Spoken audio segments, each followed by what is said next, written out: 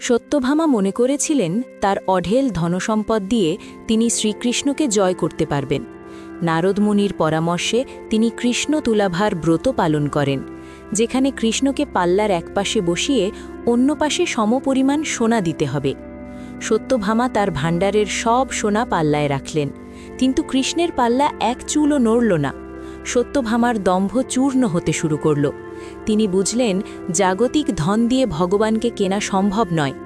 নারদ মুনির উপদেশে দেবী রুক্মিণী এগিয়ে এলেন। তিনি কোনো স্বর্ণালঙ্কার নয়, বরং অগাধ ভক্তি নিয়ে একটিমাত্র তুলসী পাতা সোনার ওপর রাখলেন।